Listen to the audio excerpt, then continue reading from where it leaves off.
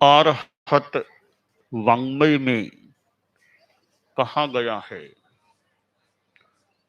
खामेमि सब जीवे सब्बे जीवा खमंतु में, मिट्टी में सब भूएसु वेरम मध्य न केनय। हमारे जीवन में क्षमा का बहुत महत्व है। साधना की दृष्टि से, धर्माराधना की दृष्टि से, आत्म कल्याण की दृष्टि से भी देखें तो क्षमा धर्म एक कल्याणकारी धर्म है, अच्छा धर्म है। आदमी की यह कमजोरी होती है कि वह सहन नहीं कर पाता। कुछ प्रतिकूल परिस्थिति आई और कई बार आवेश आ जाता है, गुस्सा आ जाता है। आदमी को सहन करने का अभ्यास भी होना चाहिए। भले परिवार में जिए, समाज में जिए, किसी ने कुछ कहा, तत्काल आदमी प्रतिक्रिया गुस्से में आकर शुरू कर दे,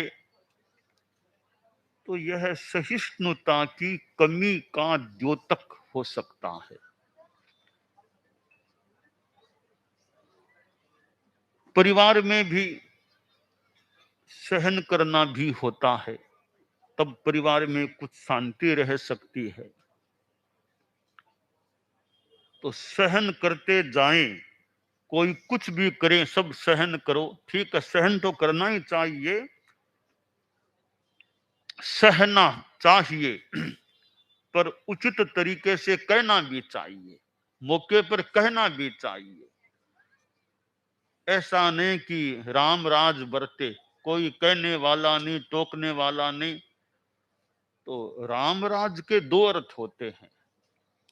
एक तो वह राम राज्य जहां सब लोग अनुशासित हैं, अच्छे हैं, कोई विशेष कहने की जरूरत नहीं, सब सुख में शांति में हैं, वह तो राम राज्य कहना मान लो, ठीक है। दूसरे अर्थ में राम राज है, कोई कहने वाला नहीं, कोई सुनने वाला नहीं, मनमत्ते करने वाले हैं, वो राम राज बढ़िया नहीं है। तो परिवार में ऐसा राम राज तो नहीं बरतना चाहिए, कोई किसी को कुछ कह भी नहीं सकता। परिवार का मुखिया है, पर वो स्वयं भी डरता है, कहूं कि न कहूं, कोई सुनेंगे या नहीं सुनेंगे मेरी बात को, कहूंगा तो दो की चार सुना देंगे मुझे, तो मुखिया बोल भी नहीं सकता। और दूसरे हैं वो सहन भी नहीं कर सकते। तो यह राम राज बढ़िया नहीं है। मौके पर कहा भी जा सके और सहा भी जा सके, तो कहना चाहिए, सहना चाहिए और शांति से रहना चाहिए। अनुशासन परिवार के लिए भी अच्छा है, संगठन के लिए भी अच्छा है, समाज के लिए अच्छा है कि अनुशासन में रह सके। अनुशासन करने वाले भी, जैसा कि वो घोष है हमारा, निज पर शासन फिर अनुशासन, परम पूज्य आचार्य तुलसी, निज पर शासन फिर अनुशासन। तो यह सहिष्णुता, अनुशासन ऐसे तत्व हैं, समाज परिवार भी अच्छे रह सकते हैं और आत्मा भी अच्छी रह सकती है। एक परिवार था, गरीबी थी, तो परिवार का मुखिया बोला, भाई बहुत तंगी आ गई है पैसे की, सब जंगल में चलो, लकड़ियां काटेंगे, लकड़ियां लाएंगे, बेचेंगे, थोड़ा मिलेगा पैसा, ऐसे लकड़ियां काट काट के लाए, काम चलाएं।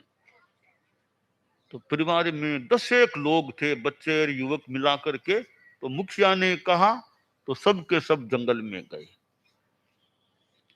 पेड़ और थे, तो मुखिया बोला भी लगो काम में, काटो लकड़ियां। तो इंगित किया, युवक क्या बच्चे क्या आसपास कई पेड़ से लकड़ियां काटने लग गए। एक बड़ा पेड़ था, उसको भी काटना शुरू कर दिया। उस पेड़ में एक यक्ष रहा करता था। उसने सोचा, रे ये तो मेरे घर को उजाड़ देंगे, यहाँ तो मैं रहता हूं, ये तो सब मिलके मुझे पूरे को इस पेड़ को काटेंगे, मेरा आश्रय चला जाएगा। ये तो 10 एक लोग हैं, 15-20 मिनटों में काट के सारा खत्म कर देंगे पेड़ को। तो वो यक्ष प्रकट हुआ। वो एक तरफ खड़ा था कि साहब मेरा घर क्यों उजाड़ते हो, ये तो मेरा घर है, रहने का स्थान है। तो मुखिया बोला, जी उजाड़ करना कोई हमारा इरादा नहीं है, हम तो लकड़ियां काटने आए हैं, गरीब लोग हैं तो पैसा चाहिए इसलिए आए, और हमारा लक्ष्य नहीं किसी को दुख देना, घर उजाड़ना। कहा आपने पेड़ या बच्चों ने काटना शुरू कर दिया, मेरा घर है, आप कहो तो और कहीं हम चले जाएंगे, कोई बात नहीं है। नहीं आपको क्या चाहिए, भी हमें तो पैसा चाहिए, घर को चलाना है। तो कहा आपको श्रम करने की जरूरत नहीं, आप घर जाओ, मेरा वरदान है आपको। आपको कितने पैसे चाहिए? क्योंकि रोज के 1000 रुपये बहुत है हमारे लिए। आपके घर में रोज 1000 रुपये मिलेंगे, कोई कमी नहीं रहेगी। आप जाओ यहाँ से, या काटो मत पेड़ को। तो ठीक जा रहे हैं, सब गए। जाते ही देखा 1000 रुपये रखे हुए पड़े थे एक अलमारी में। रोज 1000 रुपये अलमारी में मिल जाते। वो यक्ष का अपना वरदान दिया हुआ था। तो घर के बच्चों ने पड़ोस के बच्चों से कहा, भी हम तो वहां गए थे, यक्ष राज आया था, वरदान दिया, रोज के हमें 1000 रुपये मिलते हैं। तो वे बच्चे भी अपने पिताजी से बोले कि हम लोग भी, अपन भी चलो, तो वो यक्ष आएगा, हमको भी रुपया देगा, वरदान देगा। तो वे लोग भी चले। वो भी 10-12 लोग थे घर में। तो परिवार का मुखिया सब जंगल में गए। तो मुखिया बोला, जी लो काम लगो, तुम बच्चा तुम शुरू करो लकड़ी काटना। तो मैं क्यों करूं, वो करेगा। उससे कहा, भी तुम करो, मैं क्यों करूंगा, वो करेगा काम, मैं क्यों काम करूं। आपस में झगड़ने लगे, कोई काम करना नहीं चाहते।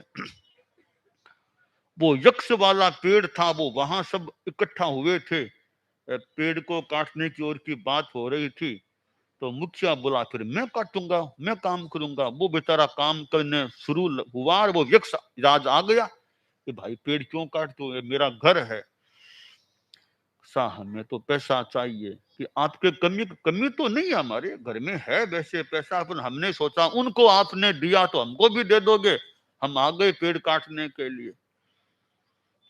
यक्ष बोला, खबरदार है, चले जाओ यहां से, कोई पैसा नहीं है, तुम्हारे में एकता ही नहीं है। पहले वो परिवार आया था, उसमें 2 बातें, एक तो एकता थी, अनुशासन में थे, मुखिया का कहना मानते थे। दूसरी बात, वे वास्तव में गरीब थे, वो वास्तव में गरीब थे। तब मैंने सोचा गरीब हैं, मैं सहायता कर दूं, इनमें अच्छी एकता भी है। तो एकता है तो मेरा भी मन खुश हो गया कि एकता है, वहां मुझे भी कुछ करना चाहिए, इसलिए मैंने सहायता कर दी। तुम्हारे न तो पैसे की तंगी है, न तुम्हारे में एकता है, जाओ यहां से, कुछ नहीं मिलेगा। ज्यादा कुछ किया तो फिर देख लेना, मैं दिव्य शक्ति वाला हूं। बेचारे सब वहां से चले गए। अब ये अनुशासन, सहन करने की शक्ति, वो परिवार में होती है, संगठन में होती है, देश राष्ट्र में होती है। तब एक ये अच्छा गुण होता है समूह का। संस्कृत का श्लोक है, यत्र सर्वेपि नेतारः सर्वे पंडित मानिनः सर्वे महत्वमिच्छन्ति तद राष्ट्रम विद्धि दुःखितम। कि जहां सारे नेता बन जाएं, वो कह मैं नेता, वो कह मैं नेता, मैं नेता, ये पीछे फॉलोवर कौन है? फॉलोवर कोई नहीं है, सब लीडर हैं। तो सब नेता ही नेता बन जाएं, सब अपने आप को पंडित मानी, ज्ञान तो नहीं पर पंडित अपने आप को मानने लग जाएं। सब में वो पदाकांक्षा, कुर्सी यानी पद हमें मिले, पद हमें मिले, ऐसा राष्ट्र उसको दुखित समझो। भले संगठन हो, समूह हो, समाज हो, कि सारे नेता ही बनना चाहते हैं, फॉलोवर को ही बनना नहीं चाहता। कहना मानना नहीं, तुम्हारे में योग्यता है कि नहीं, वो भी नहीं है। तो बिना योग्यता लीडर के पद पर आओगे तो कितना क्या कर पाओगे। कम से कम योग्यता का तो विकास हो पहले, फिर कोई सोचे भी लीडर बनाए। तो योग्यता है भी तो पद पर बैठना कोई जरूरी थोड़ा ही है। योग्यता होने पर भी जो है लीडर उसके कहने में चलो, उसके अनुशासन में रहो। तो ये अनुशासन है वो समाज के लिए, संगठन के लिए बहुत अपेक्षित होता है। अंग्रेजी में जो है सूक्त कि without duty and discipline the duty of democracy shall be doomed to death and destruction, कि बिना कर्तव्य भावना और बिना अनुशासन के यह लोकतंत्र का देवता भी मृत्यु और विनाश को प्राप्त हो जाएगा। कि लोकतंत्र है, हम तो स्वतंत्र हैं, स्वतंत्र देश के नागरिक हैं, चाहे वैसा करेंगे। अरे चाहे वैसा करने से काम नहीं चलेगा, अनुशासन में तो रहना ही चाहिए। लोकतंत्र का मतलब यह नहीं कि चाहो वैसा करो, कि by people for people of people. जनता का राज है, जनता का राज है तो अनुशासन के बिना राज क्या, वो विकृत राज कहीं हो जाएगा। तो लोकतांत्रिक प्रणाली में भी अनुशासन जरूरी है। भले स्कूल है, भले कॉलेज है, विद्यार्थी, सब में अनुशासन चाहिए। और स्वतंत्रता एक चीज है, स्वच्छंदता इस रूप में कि जहां कोई अनुशासन नहीं।